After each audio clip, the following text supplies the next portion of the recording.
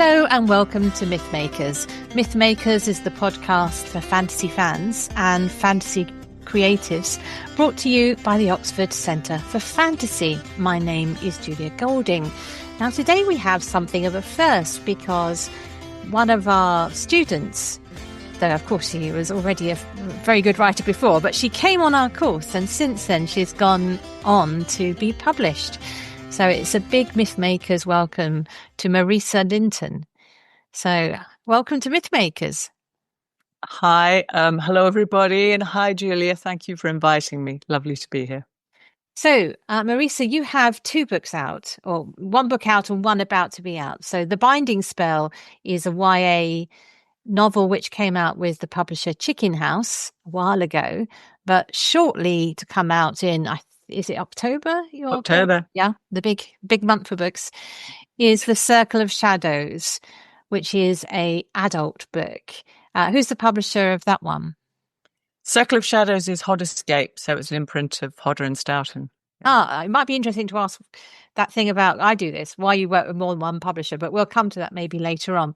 But first of all, tell us a little bit about yourself. I believe you're a teacher, or an academic, I should say. That's your background.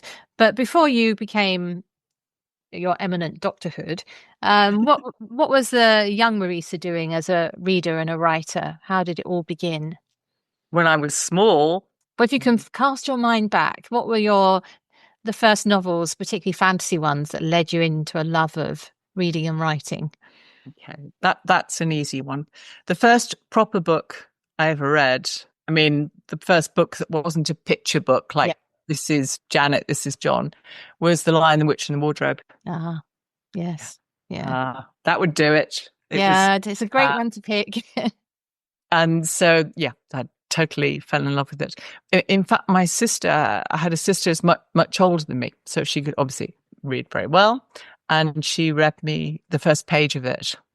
I can still remember we were sitting out in the garden. She read me the first page, and then she got bored. She wouldn't read anymore. She just wandered off, as big sisters do. And I begged her, but she wouldn't. And so I picked it up, and I can still remember piecing the words together and what that felt like. At first, really, really difficult, but I so wanted to find out what happened. I remember the Pauline Baines illustrations. So I got to the picture of the beaver. I didn't know what a beaver was. I mean, it was really quite small. Never encountered them anywhere, in fiction anywhere. And I just loved it. Just absolutely loved it. Fell in love with the Narnia books from that moment on, and with reading. And there was no stopping me, really, after that. I read so many things. But one of the other kind of the big thing was Tolkien. Tolkien. And Tolkien also I owed to, that was my older brother. That was when I was 8. This is ridiculous, okay?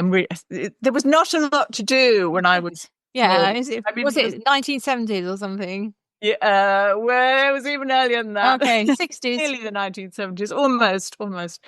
I was 8 years old, and I think I must have already read The Hobbit. And I said, is there anything more like this? And he said, well, there's these Lord of the Rings books, they're a bit, and we had to get them out of the library. Those were the days. Mm-hmm. So, I was 8 years old and I read Lord of the Rings. And we had to wait quite a long time because Return of the King was out. So we had to wait for it to come in. When I read them, I skipped over some of the elf stuff. I can remember that. I mean, some of it is very hard, even for a precocious 8-year-old with not a lot else to do. I skipped over some of that, but I really wanted, again, to get to the end of the story. And that was a huge driving force. No films, no, of course not. Nothing. If nobody would read it to me, of course. If you want to know what happens, for me, story is all about that. You've got to want to know what happens. You have to read, and you have to force yourself. So at 8, I read all through it, and particularly loved the Frodo Sam thing. Sam became my first book hero. Oh, and always loved him. The quiet one, the he got things done. Yeah, he got things done. He stuck it out, and that just totally turned my brain. What you're My, picking up, I think, is really interesting, because you're talking about being lured into being a precocious reader by not being read to. So, I mean, people listening to this, we advise you to read to your kids. I mean, please do, please do. But that lure of story, it means that you have to make yourself sort of reach higher than you might do otherwise. So I also read Lord of the Rings for myself when I was about 11, a bit older than you, because my family, it wasn't part of their culture. We wasn't the thing that we had in the house. Whereas my husband, it was like a tradition that in the winter, his dad would gather the boys round and read it to them, which sounds lovely, but it does mean they first got it read to them in a very, they didn't have to make an effort. It was there for them. So it's interesting how all my kids got it read to them as well. So I wonder if actually the slightly harder route that we both took is actually quite good for you in terms of making you stretch and really want it more than otherwise. It's like a yes, forbidden fruit or something that you feel, yeah, I've got to, for yourself. So I think so. But I mean, I wouldn't say, well, don't read to your kids. no, do. Yeah. Please read to your Completely kids. do. Read, Please yes. do. Please do. Yeah. I think the most important thing you can do as regards your kids is throw away their mobile phones. But that's a whole, Yeah, my kids were, I think I missed that bullet by a fraction in that we had beginning of smartphones, but not like massive social media. So they escaped. yes. But now that's a whole other Mythmakers, isn't it? Anyway, so we're talking about you, and you've gone on one route you took in life is that you're a historian. Am I? Yes. Yes. So how did that come about? And what's your period? The French Revolution. Ah. I mean, I was for many years. I was in university education. I'm actually a professor of history. Oh, not a doctor. Well, you're a doctor as well. Well, I was a Professor. doctor, and now a professor. But that was a whole life stage that went on for a long time, and how I got into that. Well, I think I discovered when I was older, in my 20s, I discovered politics and the meaning of things and why the past matters, and became an avid reader of history books and people like E.P. Thompson, The Making of the English Working Class. And then I read some books about the French Revolution, and I don't know if your listeners would know about that stuff, but people like Norman Hampson, and just again fell in love with the subject. I'm a bit of an obsessive. If I love something, I will keep going. If I don't love it, then I will find something else to do. So that was my career of many years. I was taught for nearly 30 years and wrote books, but they were history books. So if you... Yeah. So now, I mean, there is method to my madness here, because the segue is that your blend of how you're writing your fantasy books it's historical fantasy, very firmly situated in a particular period. So it seems a very happy marriage. So I've noticed that your latest book, The Circle of Shadows, is not set during the French Revolution. We're talking Edwardian. So why don't you tell us about The Circle of Shadows? Well, I never wanted to write a fictional book about the French Revolution, because I spent my entire career trying to write the truth about it, if you can ever get at the truth, which is another sort of question. As a historian, you can't go beyond your sources.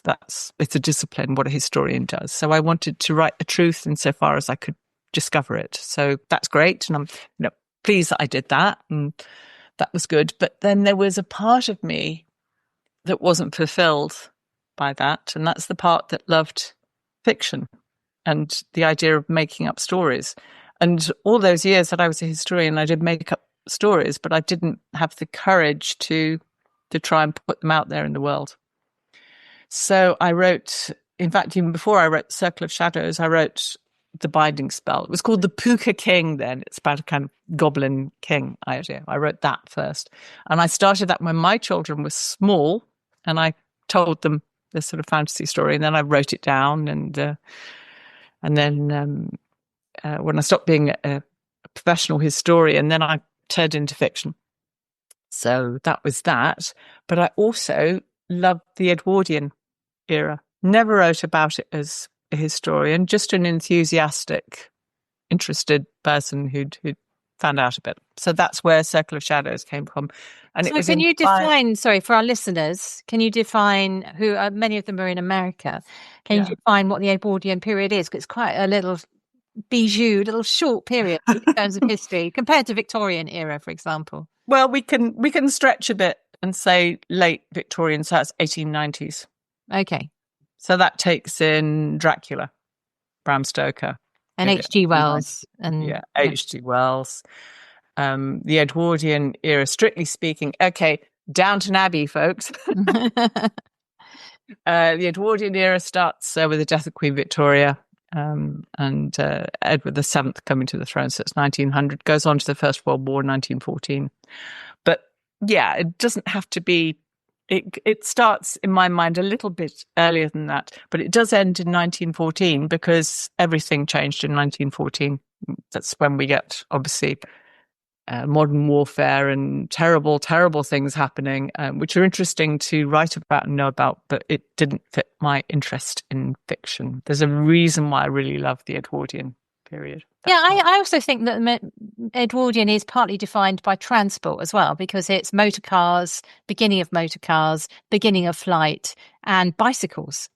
And bicycles were massive for women. I've got some family photos of some, I suppose they must be my great aunts or something, but they've all got lots and lots of photographs of them looking in their culottes, like divided skirts, cycling around the countryside. And suddenly women didn't have to wait for somebody to saddle a horse or get out the carriage for them, but they could go off. And then you could cycle to a railway station and, you know, Bob's your uncle, off you go. So I think that there's an element of opening up and bigger horizons in the Edwardian period. Tell me if I'm wrong, but your book moves around quite a lot as a result of the ease of transport. So you're not a single, like, small village at all. It's Oxford, there's a place up north where there's a seance, and so on. So there's a much more a sense of a freedom of movement for Evie Winstanley, who's the main character. Yes, it's a very liberating time in a lot of ways. There are new inventions. So yes, the origins of the motor car, that's just before 1900. They're already quite well established by 1900. Because people who had the money, the means, would go out and buy one. Bicycles have been around a bit longer, but again, they're very liberating, quite cheap compared with a horse or certainly a car. And there was a sense of increased possibilities and excitement. I think it's a great time. In terms of social history, it's a time for women to have a greater place in the world and to feel that they can do more things. And I think that's really interesting. There was more access to education, so working class men also could widen the horizons. It's a very optimistic time and a time of progress. I mean, terrible things happen also, but it is this time of widening horizons, and that really intrigues me. But I also like how it's dealt with in literature, because the writing of that kind of period, the late 19th century, the early 20th century, is a time when many writers are thinking about the possibilities of the psychic realm being a real place, dimension that you can get to if you only have the technology. I mean, one of the things they're doing is the telephones is another invention from this sort of time period. Phonographs, so you can have music recorded, and photography is, well, I mean, that's much earlier, but it's becoming much more sophisticated by this date. So there's this sense that you can map and chart things and find out about things. And part of that might be the psychic realm. So you get institutions like the Society for Psychical Research. That's really flourishing in this time period. And that's based in London. And it's somewhere where people can go and conduct experiments about ESP and feel they can find out about this new world that's just sort of on the borders of their knowledge. And lots of people whom we would think of as very hard-nosed scientists buy into that. Physicists, politicians, all sorts of scholars, that they all join up these groups. And the most famous of them, of course, well, now the most famous, probably not at the time, is Conan Doyle, who was very committed to belief in spiritualism and the ability to speak to the dead and things like that. And this is where it brings us to your novel, because one of the sort of obvious parallels in your book is with the world of Sherlock Holmes. So why don't we hear a little bit about Evie Winstanley and her detective career?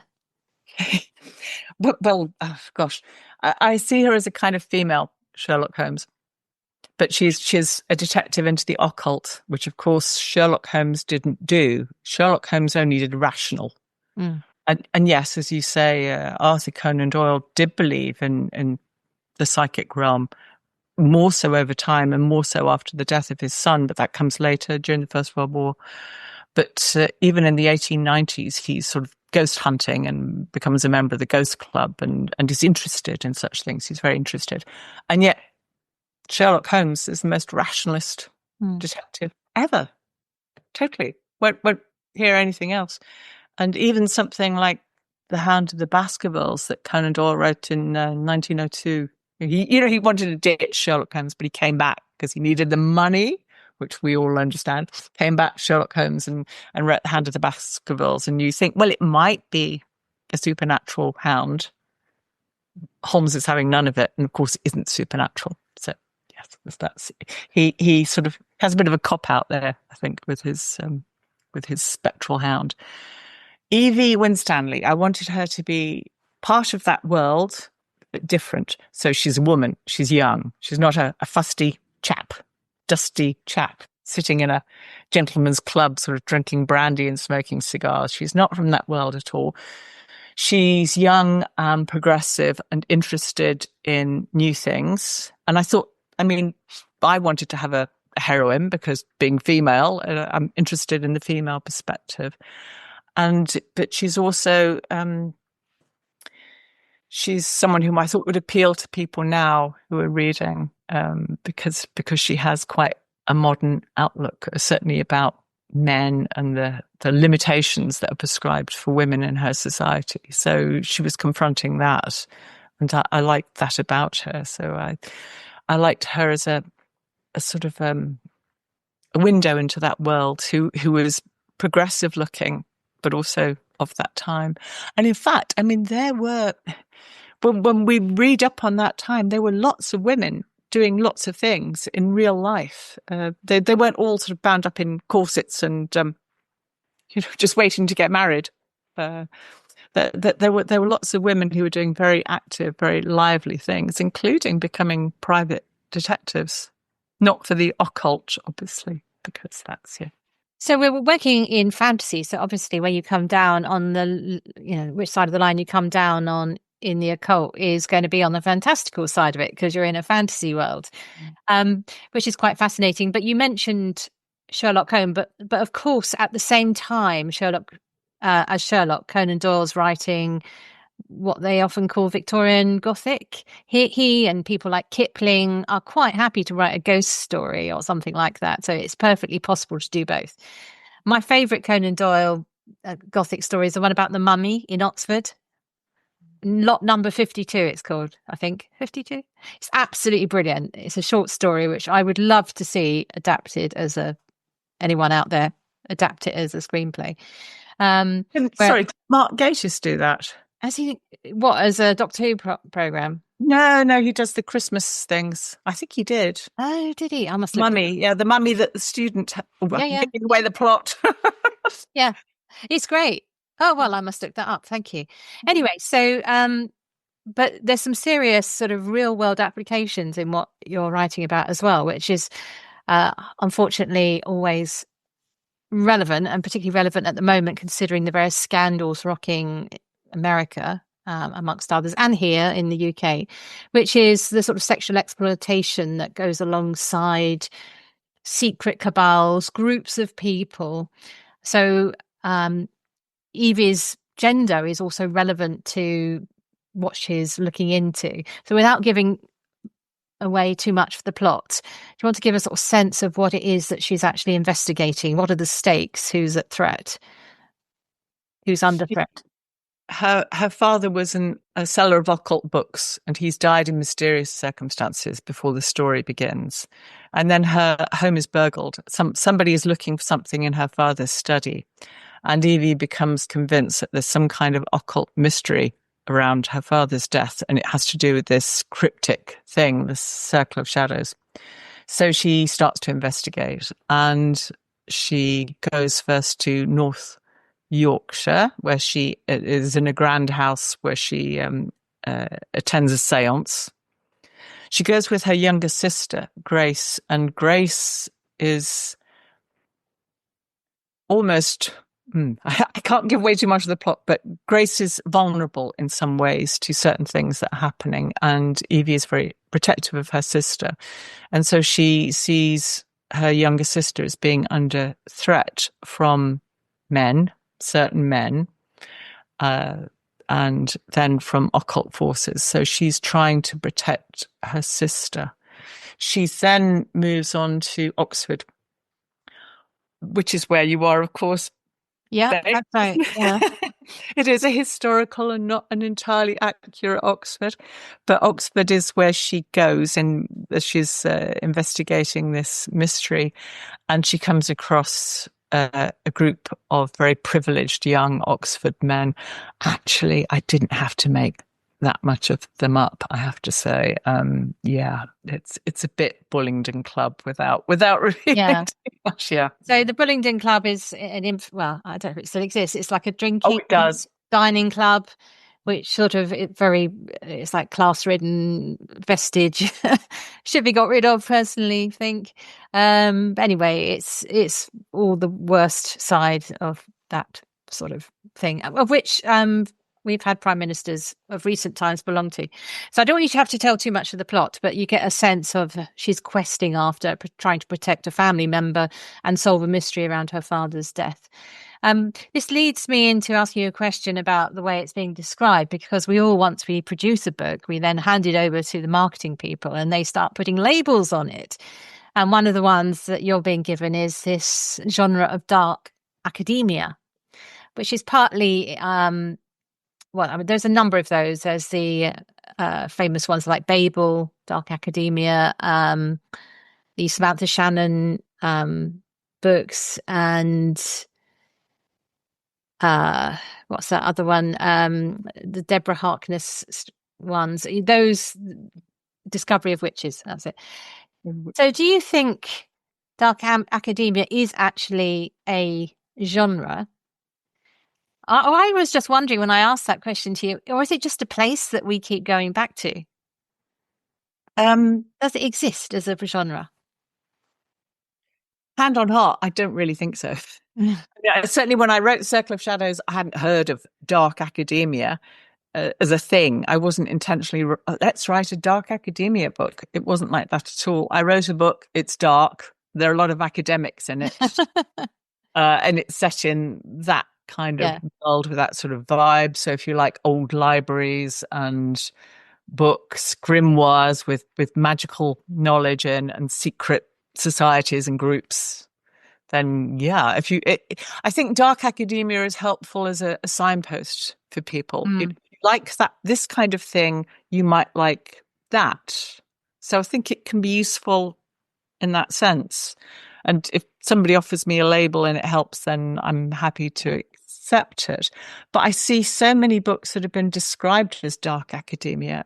Some of them very highbrow. Great books like Donna Tartt, Secret History.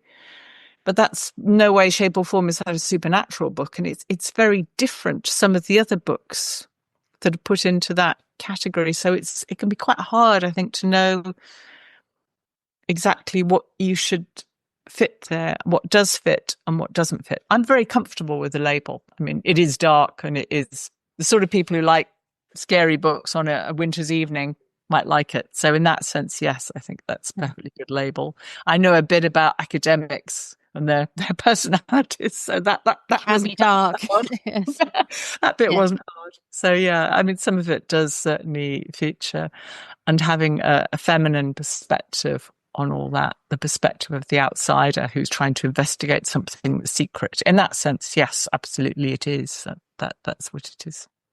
I guess it's a bit like the school story. So the school story can be, I don't know, Mallory Towers or something, Enid Blyton, but it can also be Harry Potter or one of those magical stories. I suppose it does exist. But anyway, it just seems as though it's a bit more to do with metadata than actually, because she's not at college herself. She's a detective. So it's really mostly a fantasy detective story, I would have thought.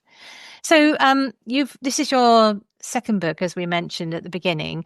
So how is this move to Hodscape about the fact that this is an adult book? So it rests nicely to have a different publisher with an adult book, because Chicken House is a younger fiction publisher.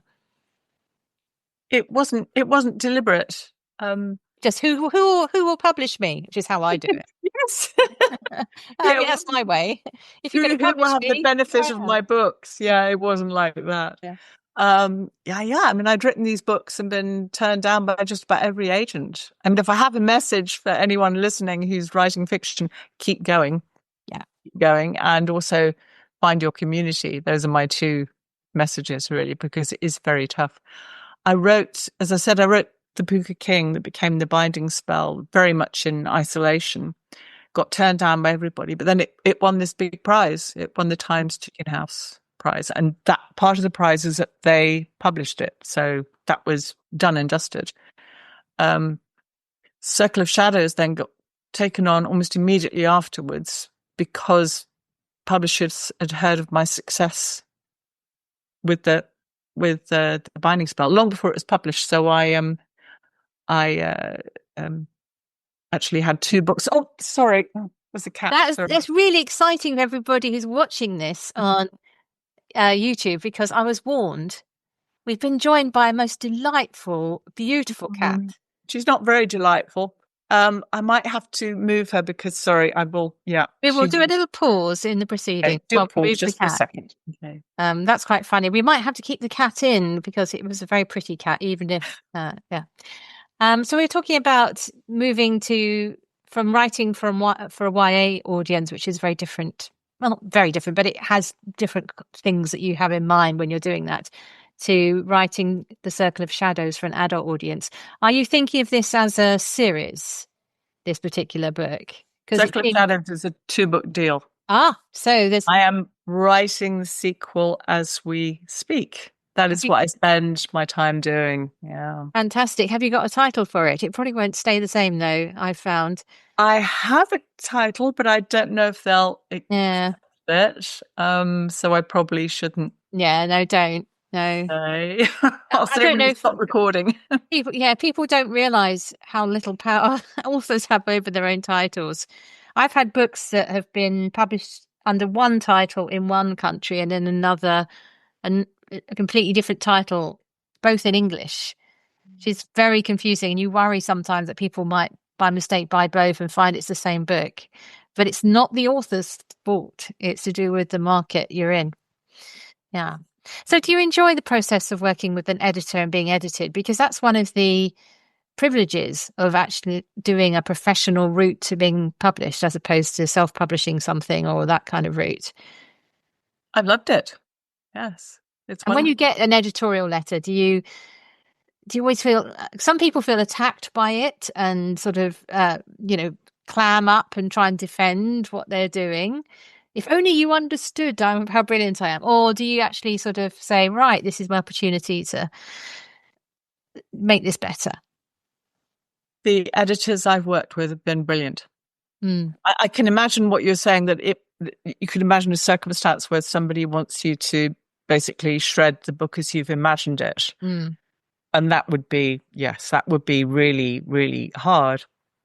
And you would have to say, at what point do I sort of dig my heels in and say, this is not my book. This is something else. I certainly could imagine that scenario happening, but it wasn't my experience. My experience with both books has been really positive in that I felt that both editors for The Binding Spell and then for Circle of Shadows wanted the best for the book, really cared for the book. And if you trust the editor and you feel they're engaged with your book and your world and your characters, then you can trust the process. And in neither case did they force me to do anything. There was no kind of get rid of that character. Oh my God. It wasn't like that. And I think if an editor really cares about your book and engages with it, they can help you see things that you've missed. So if there are the problems, we all have problems, sort of technical problems along the way. This bit doesn't work so well. How do you get these characters from here to here? Is this motivation quite worked out? Is this backstory working? Those kinds of things. If you trust the editor, they can help you find the best way up the mountain. That's how I see it. They can say, well, have you thought of this path? And it can be quite a shock when you get the editorial letter because you hadn't thought about that path. You didn't even know that path existed. But if they're really engaged with it, then yeah, I would listen to what they say really closely if they want the best for the book and they really know what they're talking about. And I had that, and yeah, that was brilliant. And I think both my books are a lot better for that editing process. Yeah, I do think so. Yeah, I do remember right at the beginning of my career, back in 2004, something like that. I had a sort of development deal with a publisher, Oxford University Press, for my first set of fantasy fiction books. And I did a rewrite after a sort of big edit letter.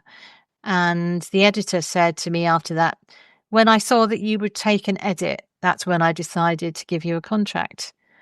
So it's a really good skill to try and learn to be edited. It's really important to not feel attacked, but to think what they're trying to do is make this the best book it can be for a market into which it's going. So I never really considered myself writing immortal prose anyway, So I'm quite happy to be told where I can be improved, and it's really important to be able to do that. Yeah. So just playing on your sort of interest in libraries and academia and the fact that you were a historian, I had a little fun question for you, which was, you have grimoires and things like that in libraries.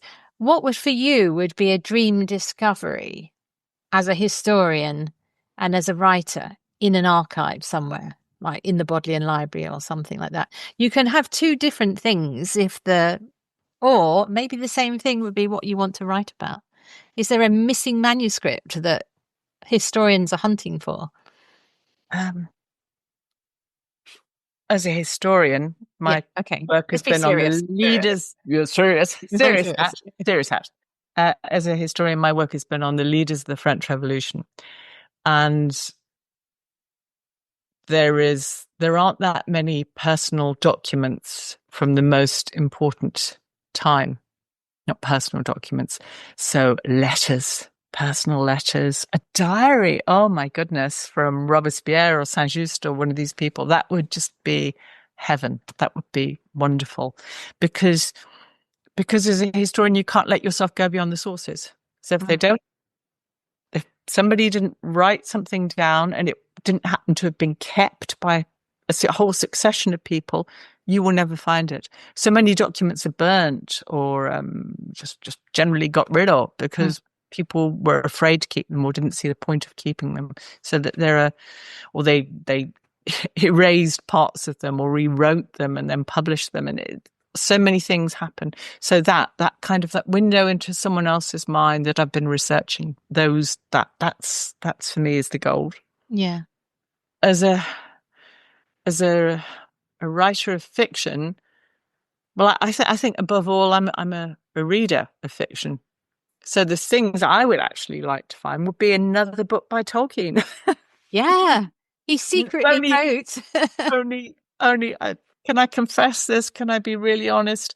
I couldn't get on with the Silmarillion. I could not. I love Lord of the Rings so much, so much. Apart from the fact there are not many women in it, but I can't tell you how much I loved it and still do. I would love to find something more of that nature. Or I also love the golden age of detective fiction and those women writers like Agatha Christie, Dorothy L. Sayers, whole cache of Agatha Christie books, Dorothy L. Sayers books. I would just sit happily and spend the rest of my life reading them till I'd run out of books and probably not need to write. Because if you can live in someone else's world and it's a wonderful world, why would you ever want to do anything else? I think so. So for me, that would be my dream. Yeah, I'd quite like to find that C.S. Lewis wrote a story where Susan belatedly got to Narnia. She's always been a stick to beat him with by critics since. And I've got a feeling he probably didn't think too much about it other than thought, well, I better have one of them not get there, just to sort of be fair. And picked on poor old Susan because she liked nylons and lipstick. She grew up, yeah. Poor Susan. Right, I think perhaps if someone had asked him what happened to Susan, he'd say, oh, well, actually, later in life, I believe in second chances. Anyway, so that's what I'd like to find. Okay, so that was when it comes to Lucy, sorry, I know people say that how he treated Susan, and yes, it's appalling by our standards, but he wasn't one of those writers who didn't have women playing a place. I mean, there are. Yeah. If you go back, you and I know many of these writers, they didn't really see much point in women at all in their books. But Lucy's the most important character in the Narnian stories by quite a long way. So he could see that place for a girl. And that's probably one of the reasons why I loved the book as a 6-year-old, however old I was. But yes, Susan, that's a sad disappointment. Of all his books, the Narnia books, the Last Battle that was the hardest to get on with. Yeah, is it? A lot of reasons. Yeah.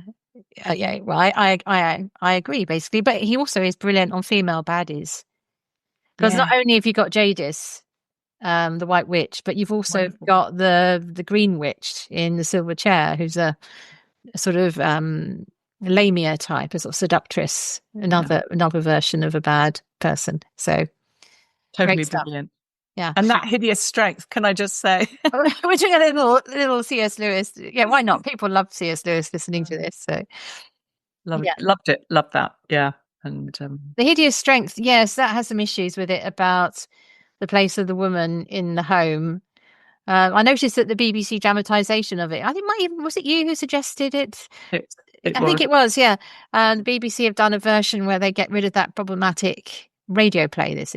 They've got rid of that problematic element, which was, a relief. Right. Okay. That's what we want to find in the Bodleian archive or somewhere. In your case, it might be over in the Sorbonne or a little forgotten library in some French backwater town. We always end by thinking where in all the fantasy worlds we want to do something which relates to the theme of the guest's book. And I thought it would be fun to think of the idea of fighting the occult or detecting the occult in like Evie Winstanley does, but in another fantasy world. Where would be the place that most potential for excitement and adventure if you're going to fight occult forces? Have you got any faves that you'd like to mention? That's a hard one for me to answer because most of the books that I've read and loved on the occult are set in our world, but it can be in our world, but I meant the world of an author. So, it could be Bram Stoker's world, or it could be Bram Stoker then. Let's go with him. Yeah. That is a good pick, actually. Thank you for giving me that. Thank you very much. Yeah, Dracula, brilliant, of course, absolutely brilliant. Yeah. The Jewel of the Seven Stars, that's a very kind of occult book as well. By him? Yeah. I've not read that. That's to go on the reading list. An Egyptian one, yeah. It's flawed. It's flawed. Don't read The Lair of the White Worm, though. Okay. Unfortunately, there are some books that you cannot read now without being, oh my God. Did they really say that? Yeah. there are some things, and that was it. Well, it's the racism actually of that. Okay, that's not funny. Yeah, don't go there. But the layer of the white worm is a brilliant one, and I love those worlds where we seem to be in this world and everything is all very cozy and understood, but just outside, just beyond, there are these dark occult forces. Dennis Wheatley, The Devil Rides Out. There's another one. Don't know if you want to spend time in that. No, but it's about potential for story, really. I think for me, I was thinking about this, and actually staying with the Inklings that we were talking about, I think that Charles Williams has a wonderful take on the occult. So the Greater Trumps, that's wonderful, and The Place of the Lion, and I mean, there's just lots and lots of them. The one about the hunt for the Holy Grail, the title of it is escaping me at the moment. That what I really like about that is where you get books that invest some object with great power. Everyone tends to be really sort of focused around it, like in the Grail itself. In the sort of Arthurian legends, it becomes this great thing everyone's sort of looking for.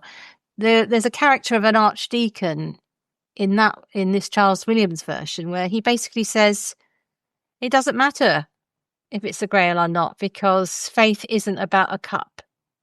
The fact whether or not it held Jesus's blood doesn't matter. It's the faith of the person that matters. So he's quite ready to hand it over to the bad guys because he thinks, well, that isn't where faith resides. And I love that turning around of saying these objects are only invested with this by the people who sort of, it's their faith that activates them. So Charles Williams, I think, is a really fascinating place to fight the occult. So I'd love to know so much more about the Inklings. Really... Well, there's a great biography about Charles Williams himself by Greville Lindop, which is because he is a bizarre figure. He was a wizard for the Rosicrucians. Like, he believed in magic. Very occult. Okay. Yeah, really occult, but a kind of white magic or whatever one calls that, benign. And the fact that he was meeting regularly with bluff C.S. Lewis and Catholic Tolkien is fascinating. Yes, isn't it? Yeah. Well, on that thought, we could wrap things up. We could obviously, we could wander off into Charles Williams byways. An very interesting writer. Thank you, Marisa. So just to reiterate, The Circle of the Shadows is out in October 2025. So if you're listening to this later on, it might well already be out. So do look out for that by Hodescape. And thank you for joining us. Thank you. Oh, thanks very much. I've enjoyed it. I hope you have.